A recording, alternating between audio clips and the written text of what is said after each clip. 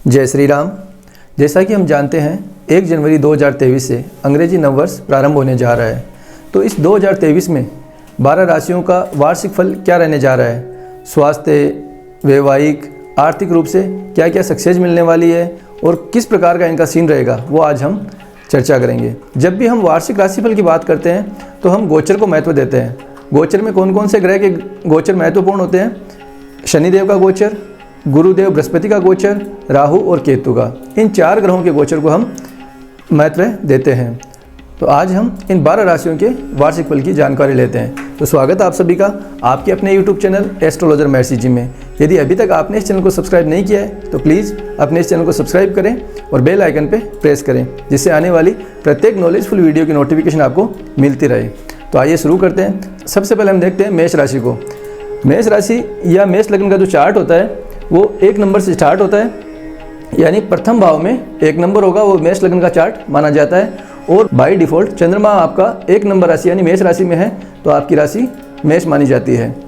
तो जो मेष लग्न का चार्ट है वो इस प्रकार होगा। और गोचर की हम बात करें तो शनिदेव अभी वर्तमान में गोचर कर रहे हैं मकर राशि में, यहाँ 10वें भाव में। मैंने इनको यहाँ प्लेस कर दिया क्योंकि 17 जनवरी 2023 से यहाँ गोचर करेंगे। 17 जनवरी को शनिदेव मकर राशि छोड़कर कुंभ राशि में प्रवेश करेंगे। गुरुदेव बृहस्पति की बात करें तो वर्तमान में गुरुदेव बृहस्पति गोचर कर रहे हैं मीन राशि में, जो कि 22 अप्रैल 2023 के बाद में मेष राशि में प्रवेश करेंगे।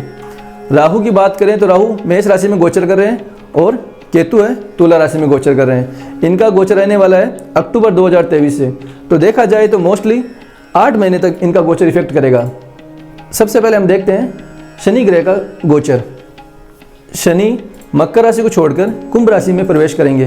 तो मेष राशि वालों के लिए सबसे पहले जो इंडिकेशन आता है वो पॉजिटिव इंडिकेशन ये आता है कि कहीं ना कहीं इनके लिए ये साल बहुत ज़्यादा शुभ रहने वाला है। शुभ क्यों रहने वाला है आइए जानते हैं। 10th हाउस जो होता है वो कर्म का भाव होता है और जो एकादश भाव होता है वो होता है इच्छा पूर्ति का, लाभ का, गेन्स का, प्रॉफिट का भाव होता है। और शनि ग्रह जो कि मकर राशि को छोड़कर कुंभ राशि में प्रवेश करेंगे। कुंभ जो राशि है वो मूल त्रिकोण राशि है और मूल त्रिकोण राशि में एक ग्रह अपना शुभ फल ही देता है। इसके अलावा देखें तो कर्म का भाव है और ग्रह जो कर्मेश है वो आपके लाभ वाले भाव में बैठ जाता है। तो एक मेजर इंडिकेशन पॉजिटिव ये आती है कि कहीं ना कहीं मेष राशि वालों के लिए ये एक अच्छी सूचना है कि 2023 के अंदर इनकी कर्म से जुड़ी हुई, प्रोफेशन से जुड़ी हुई, यश, कीर्ति, इन सब से जुड़ा हुआ सारी चीज़ें इनकी इच्छा पूर्ति होने वाली है, क्योंकि इच्छा पूर्ति करने वाले ग्रह जो हैं वो आपके एकादश भाव में विराजमान हो जाएंगे 17 जनवरी के बाद में। इसके अलावा हम बात करें गुरुदेव बृहस्पति की, तो गुरुदेव बृहस्पति अप्रैल तक आपके मीन राशि में है। 22 अप्रैल के बाद में ये मेष राशि में गोचर करेंगे।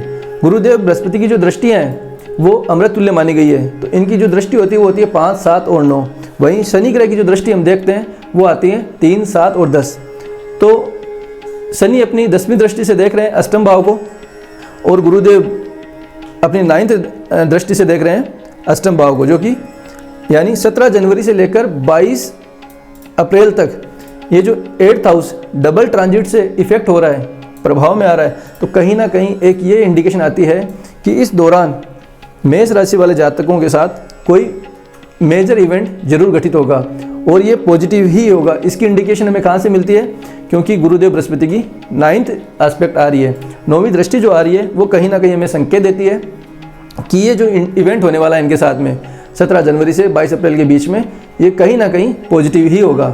8th हाउस से हम देखते हैं अचानक धन लाभ को देखते हैं, ट्रांसफॉर्मेशन को देखते हैं। तो व्यक्ति का हो सकता है कि पॉजिटिव ट्रांसफॉर्मेशन हो जाए या अचानक को धन लाभ हो जाए, इस प्रकार की सूचना हमें यहाँ से मिलती है। इसके अलावा हम बात करें 22 अप्रैल के बाद में से गुरुदेव बृहस्पति लग्न में आ जाएंगे। लग्न में ऑलरेडी राहु गोचर कर रहे हैं और शनि ग्रह की 3री दृष्टि भी लग्न पे आ रही है। तो कहीं ना कहीं हम ये बोल सकते हैं कि 2023 में 22 अप्रैल के बाद में मेष राशि वाले जातक कहीं ना कहीं इनका व्यक्तित्व में बहुत बड़ा निखार आने वाला है। इनका एटीट्यूड, इनका मतलब जो मानसिक दृष्टिकोण है, कहीं ना कहीं में एक व्यक्तित्व निखार जिसको हम बोलते हैं वो देखने को हमें मिलेगा। और कौन कौन से भाव हैं जो मेष राशि वालों के इफेक्ट हो रहे हैं? राहु जो गोचर करे प्रथम भाव में, ये 7वीं दृष्टि से सप्तम भाव को देख रहे हैं। वहीं 22 अप्रैल के बाद में गुरुदेव बृहस्पति मेष राशि में आ जाएंगे। वो भी 7वीं दृष्टि से सप्तम भाव को देखेंगे और केतु ऑलरेडी यहाँ पर गोचर कर रहे हैं। तो कहीं ना कहीं इनका सप्तम भाव जो है 22 अप्रैल के बाद में एक्टिव होगा, वो भी बहुत प्रबल तरीके से एक्टिव होगा। तो यदि विवाह संबंधी कोई अड़चनें आ रही है, रुकावट आ रही थी या विवाह संबंधी किसी भी प्रकार का विलंब हो रहा था, तो वो कहीं ना कहीं अपने विराम लगेगा और वैवाहिक और विवाह का योग इनके बनेगा। इसके अलावा हम देखें तो एक नेगेटिव इफेक्ट ये आता है यहाँ पर कि केतु यहाँ गोचर कर रहे हैं, तो सप्तम भाव को हम पार्टनर के रूप में भी देखते हैं। तो नेगेटिव एक ये आता है कि कहीं ना कहीं आपके पार्टनर का स्वास्थ्य खराब रह सकता है, तो ये एक नेगेटिव पॉइंट है। अब हम देखते हैं और कौन कौन से भाव इनके अलावा जो मेष राशि में इफेक्ट करते हैं। जब गुरुदेव बृहस्पति फर्स्ट हाउस में आ जाएंगे, उसके बाद में अपनी 5वीं दृष्टि से पंचम भाव को देखेंगे। राहु देव है जो पंचम भाव से यहाँ देख रहे हैं और शनि ग्रह यहाँ से सप्तम भाव से पंचम भाव को देख रहे हैं। तो कहीं ना कहीं मेष लग्न का जो पंचम भाव है वो बहुत मजबूत तरीके से एक्टिव होगा। पंचम भाव जो होता है वो किस किस का होता है? स्टडी का, लर्निंग का, आर्टिस्टिक टैलेंट का, किसी भी प्रकार की आपकी जो क्रिएटिविटी है वो हम पंचम भाव से देखते हैं। तो कहीं ना कहीं यदि आप एक स्टूडेंट हो या किसी भी प्रकार की आपकी स्किल है, आप किसी प्रकार का टैलेंट है या आप कोई क्रिएटिविटी करते हो, तो कहीं ना कहीं ये प्रतिभा आपकी अब बहुत ज़्यादा सक्सेस होने वाली है। इसमें आपको सफलता 2023 में मिल सकती है। ये आपकी एक पॉजिटिव इंडिकेशन यहाँ से आती है। तो ऑल ओवर अगर हम देखें तो मेष राशि वाले जातकों के लिए 2023 बहुत ज़्यादा शुभ परिणाम लेकर आने वाला है, या हम ये बोल सकते हैं कि ये इनके लिए साल बहुत अच्छा रहने वाला है। अब ध्यान रखने योग्य बात जो है वो क्या है कि शनि ग्रह की दृष्टियों को हम किन किन दृष्टियों से देखते हैं। शनि ग्रह कर्म के कारक होते हैं, जिम्मेदारी के कारक होते हैं। तो इनमें क्या क्या हमें ध्यान रखना है? शनि ग्रह एकादश भाव से तीसरी दृष्टि से आपके लग्न को देख रहे हैं, 7वीं से पंचम भाव को देख रहे हैं और 10वीं दृष्टि से अष्टम भाव को देख रहे हैं। तो कहीं ना कहीं जहाँ शनि ग्रह की दृष्टियाँ जाती है, जहाँ शनि ग्रह विराजमान होते हैं, उनसे जुड़ी हुई रेस्पॉन्सिबिलिटीज या उनसे जुड़ा हुआ कर्म आपको करना पड़ता है। तो सबसे पहले आप अपने स्वास्थ्य का विशेष ध्यान रखें। और राहु देव पंचम दृष्टि से आपके पंचम भाव को देख रहे हैं और शनि ग्रह 7वीं दृष्टि पंचम भाव को देख रहे हैं। तो पंचम भाव जो होता है वो संतान का भी होता है और प्रेम संबंधों का भी होता है। तो शनि ग्रह की हम बात करें तो कहीं ना कहीं संतान से जुड़ी हुई आपकी जो भी जिम्मेदारी बनती है वो आप अच्छे से निभाएं। राहु की हम बात करें तो राहु अपने आप में एक चीटिंग का कारक है। तो हो सकता है कि प्रेम संबंधों में आपके साथ में चीटिंग हो सकती है या आप चीटिंग ना करें। यदि आप इस प्रकार थोड़ा ध्यान रखते हो तो ऑल ओवर आपके लिए 2023 बहुत अच्छा रहने वाला है। अब हम देखते हैं वृषभ राशि या वृषभ लग्न का चार्ट। वृषभ लग्न का जो चार्ट होता है वो 2 नंबर से स्टार्ट होता है और बाय डिफ़ॉल्ट यदि आपका चंद्रमा 2 नंबर राशि यानी वृषभ राशि में है तो आपकी राशि भी वृषभ हो जाती है। तो वृषभ लग्न के चार्ट के अंदर हम देखें तो 17 जनवरी को शनि ग्रह जो मकर राशि को छोड़कर कुंभ राशि में प्रवेश करेंगे, तो वो यहाँ से नवम भाव से दसम भाव में आ जाएंगे, जो कि कुंभ जो है इनकी मूल त्रिकोण राशि है। गुरुदेव बृहस्पति एकादश भाव में इनके गोचर कर रहे हैं। 22 अप्रैल 2023 को ये द्वादश भाव में आ जाएंगे यानी मेष राशि में आ जाएंगे। राहु ऑलरेडी द्वादश भाव में और केतु इनके 6th हाउस में गोचर कर रहे हैं अभी। तो इनके लिए ये गोचर किस प्रकार इफेक्टिव रहेगा या कौन कौन से भाव हैं जो इनके एक्टिव रहने वाले हैं, किस प्रकार के इनके अचीवमेंट मिलेंगे और कौन कौन सी बातें हैं जो इनको ध्यान रखने योग्य हैं। तो सबसे पहले हम शनि के गोचर को देखते हैं। शनि का गोचर जो कि अभी यहाँ वर्तमान यहाँ गोचर कर रहा है, लेकिन ये 17 जनवरी को 10th हाउस में आ जाएगा। 10th हाउस में अपनी मूल त्रिकोण राशि में गोचर कर रहा है। तो कहीं ना कहीं हमारे सामने एक शुभ संकेत ये आता है कि वृषभ राशि के जो जातक है या वृषभ लग्न के जो जातक हैं उनको स्टेटस, इमेज, ब्रांडिंग, यश, कीर्ति इस प्रकार की। तो हम ये देखते हैं कि वृषभ लग्न वाले जातकों के लिए या वृषभ राशि वाले जातकों के लिए 2023 में शनि का गोचर कैसा रहेगा। तो शनि 17 जनवरी 2023 से आपके 10th हाउस में आ जाएंगे यानी कुंभ राशि में वो आ जाएंगे। कुंभ राशि शनि की मूल त्रिकोण राशि है, तो कहीं ना कहीं ये आपके लिए शुभ परिणाम लेकर आने वाले हैं। 10th हाउस से हम देखते हैं व्यक्ति का कर्म, ऑल ओवर जो भी कर्म होते हैं वो देखते हैं। यहाँ से व्यक्ति की इमेज, यश, कीर्ति, प्रतिष्ठा ये सब देखते हैं। तो कहीं ना कहीं हमारे सामने एक शुभ संकेत आता है कि 2023 में वृषभ लग्न वाले जातकों के लिए या वृषभ राशि वाले जातकों के लिए ये शुभ संकेत है कि आपको कर्म से जुड़ी हुई, प्रोफेशन से जुड़ी हुई मान, प्रतिष्ठा, यश, कीर्ति ये सब आपको मिलने वाली है। इसके अलावा यदि आप कोई प्रॉपर्टी का सोच रहे हो, प्रॉपर्टी खरीदने का या व्हीकल लाने की आप सोच रहे हो तो 7वीं दृष्टि से ये आपके चतुर्थ भाव को भी देख रहे हैं। तो कहीं ना कहीं यदि आपके कोई प्रॉपर्टी संबंधी कोई मामला अटका हुआ था या आपका कोई योग नहीं बन रहा था प्रॉपर्टी का, तो अब वो 17 जनवरी के बाद में आपका योग बनेगा प्रॉपर्टी का। आप किसी भी प्रकार का कोई कार्य करवाना चाहते हो कंस्ट्रक्शन का, या ज़मीन खरीदना चाहते हो, या प्रॉपर्टी किसी भी प्रकार की आप लेना चाहते हो, कोई व्हीकल आप लेना चाहते हो, तो ये आपके लिए एक अच्छा समय रहेगा प्रॉपर्टी के लिए से। अब हम बात करते हैं डबल ट्रांजिट की। डबल ट्रांजिट का मतलब क्या होता है? जब गुरु और शनि का गोचर एक साथ एक ही ग्रह को इफेक्ट करे तो हम इसे डबल ट्रांजिट बोलते हैं। 17 जनवरी 2023 से 22 अप्रैल 2023 तक जो सप्तम भाव है वो इनका एक्टिव होगा। एक्टिव किस प्रकार से होगा? गुरुदेव बृहस्पति अपनी 9वीं दृष्टि से सप्तम भाव को देखेंगे और शनि ग्रह अपनी 10वीं दृष्टि से सप्तम भाव को देखेंगे। तो 17 जनवरी से लेकर और 22 अप्रैल तक आपका जो सप्तम भाव है वो विशेष रूप से एक्टिव रहेगा। इस दौरान आपका विवाह हो सकता है, या यदि आपका विवाह का योग नहीं बन रहा है तो हो सकता है आपका एंगेजमेंट हो जाए। इस प्रकार का आपका सीन बनता है। इसके अलावा हम देखें तो यदि हो सकता है आपका बिजनेस में कोई पार्टनर है और उसके साथ में आपका डिस्प्यूट चल रहा था, किसी प्रकार का विवाद चल रहा था, तो कहीं ना कहीं उस पर विराम लगने वाला है और आपकी पार्टनरशिप फिर से अच्छी होने वाली है। ये भी एक पॉजिटिव संकेत यहाँ से देखने को मिलता है। अब हम बात करें राहु देव की, केतु ग्रह की और शनि ग्रह की। तो जो राहु ग्रह अभी गोचर कर रहे हैं वृषभ लग्न में, वो 12th हाउस में गोचर कर रहे हैं। ये जो भाव होता है ये भाव होता है विदेश का, और राहु जो कारक है वो स्वयं एक विदेश के कारक हैं। शनि ग्रह तीसरी दृष्टि से द्वादश भाव को देख रहे हैं। तो कहीं ना कहीं ये संकेत आता है कि 17 जनवरी से लेकर और अक्टूबर तक, क्योंकि राहु अक्टूबर 2023 तक द्वादश भाव में है, मेष राशि में, उसके बाद में वो वृषभ राशि में आ जाएंगे। तो 17 जनवरी से लेकर अक्टूबर तक इनका जो फॉरेन का भाव है, द्वादश भाव है, वो एक्टिव हो रखा है। यदि ये विदेश जाने के सोच रहे हैं या कोई इंपोर्ट एक्सपोर्ट का काम करने की सोच रहे हैं, तो विदेश से जुड़ा हुआ कोई भी काम है इनका वो होने की संभावना है। अच्छा योग इनका यहाँ पे बनता है। अप्रैल के बाद में इनको अचानक धन लाभ भी हो सकता है। धन लाभ किस प्रकार से हो सकता है? क्योंकि अप्रैल के बाद में गुरुदेव बृहस्पति मेष राशि में आ जाएंगे और यहाँ से अपनी 9वीं दृष्टि से अष्टम भाव को देखते हैं। शनि ग्रह जो कि कुंभ राशि में है, यहाँ से 10वीं दृष्टि से ये अष्टम भाव को देखते हैं। तो कहीं ना कहीं अष्टम भाव से हम अचानक धन लाभ देखते हैं। हालांकि अचानक हानि भी आगे हो सकती है, लेकिन हम लाभ की बात क्यों कर रहे हैं? क्योंकि जो गुरुदेव की जो दृष्टियाँ होती है वो अमृत तुल्य मानी गई है, इसलिए हमें यहाँ पे एक पॉजिटिव इंडिकेशन आती है कि इनके यहाँ पे अचानक धन लाभ के संकेत मिलते हैं हमें। अब हमें ये तो हो गई सारी पॉजिटिव थिंग्स कि वृषभ लग्न के जो जातक है उनके लिए कौन कौन सी अच्छी बातें रहने वाली है। अब हम बात करते हैं नेगेटिव थॉट्स की, या वो कौन कौन सी सावधानियाँ हैं जो इनको रखनी चाहिए।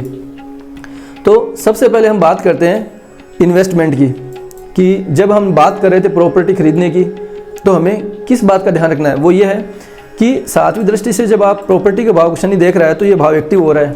ये अच्छी बात है कि आप प्रॉपर्टी खरीदने का योग बन रहा है। लेकिन 1, 2, 3, 4 और 5वीं दृष्टि से राहु भी आपके 4th हाउस को देख रहा है।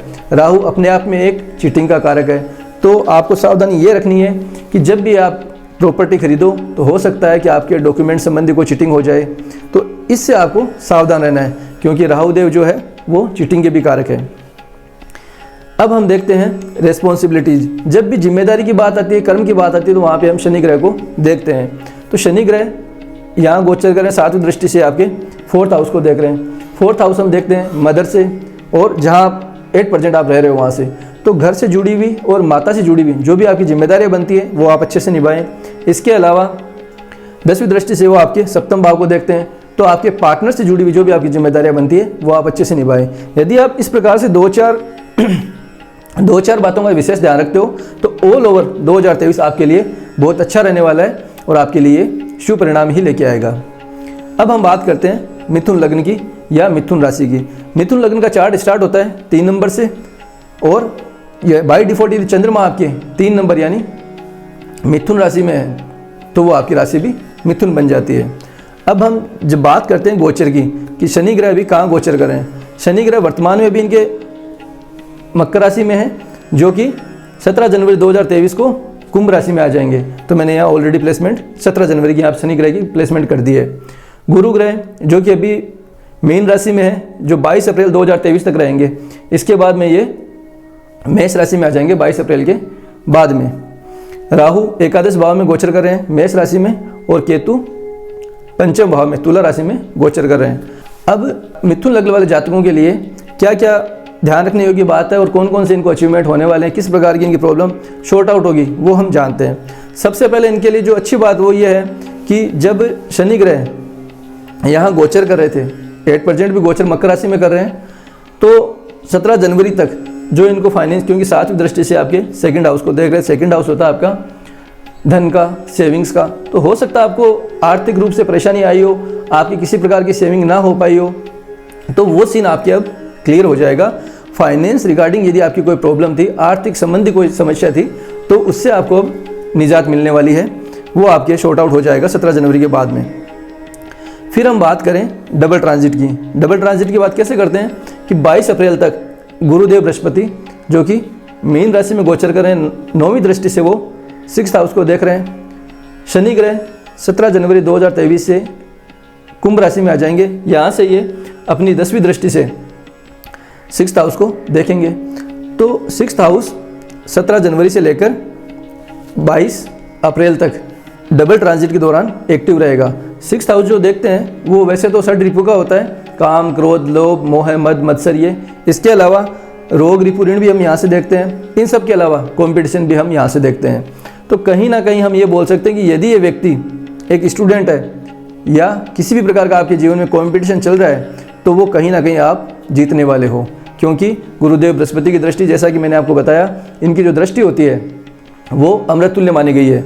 इसलिए यहाँ से हम एक पॉजिटिव इंडिकेशन मिलती है कि यदि आप एक स्टूडेंट हो, तो आप यदि काफ़ी टाइम से प्रिपरेशन कर रहे हो, तो आपके उसमें सक्सेस मिलने के चांसेस बनते हैं। यदि आप कोर्ट में कोई केस चल रहा है, क्योंकि यहाँ से हम लिटिगेशन को भी देखते हैं, तो यदि आपकी किसी प्रकार का कोई कोर्ट केस चल रहा है, तो 2023 में हो सकता है कि आपके उसका शॉर्ट आउट हो जाए, आप उसमें जीत जाओ। इस प्रकार के शुभ संकेत यहाँ से मिलते हैं।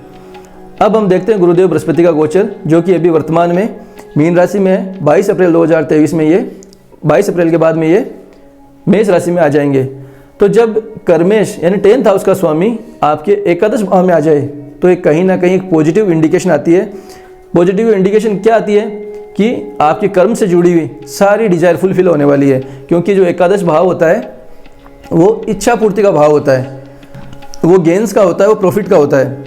तो व्यक्ति को मान, प्रतिष्ठा, ये सब इनको मिलने वाली है।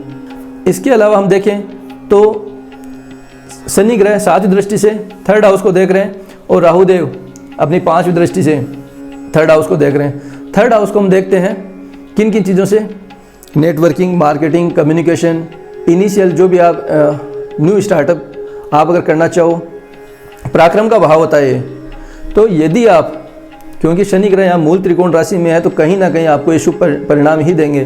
तो यदि आप किसी भी चीज़ को लेकर पराक्रम नहीं कर पा रहे थे, आपके विचार चल रहा था कि मैं स्टार्टअप करूं अपना, मैं ये कार्य नया करूं, और आप नई स्टेप ले पा रहे थे, तो वो चीज़ आपके अब शुभ संकेत है कि 17 जनवरी के बाद में आपके स्टार्टअप हो सकता है।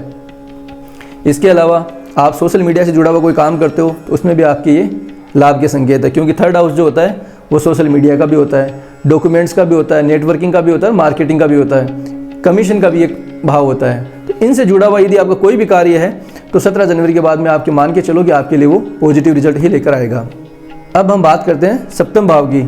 सप्तम भाव की बात हम क्यों कर रहे हैं कि गुरुदेव बृहस्पति 22 अप्रैल 2023 में 22 अप्रैल के बाद में एकादश भाव में चले जाएंगे, यानी मेष राशि में आ जाएंगे।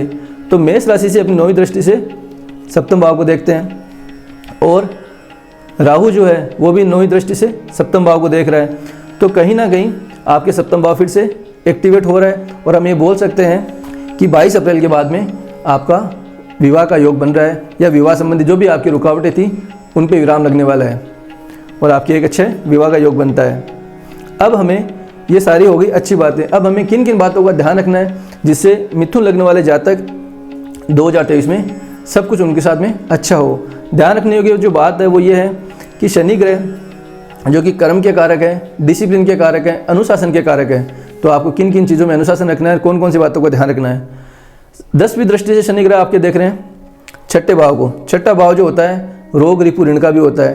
तो यदि आपका डेली रूटीन अच्छा रखते हो, आप फिजिकल एक्टिविटी करते हो, किसी प्रकार की आप एक्सरसाइज करते हो, तो ये आपके लिए अच्छा रहेगा, और आपको किसी प्रकार की डिजीज़ नहीं होगी। इसके अलावा ये यहाँ से हम कर्ज की स्थिति को भी देखते हैं, तो आप इन चीज़ों का विशेष ध्यान रखें।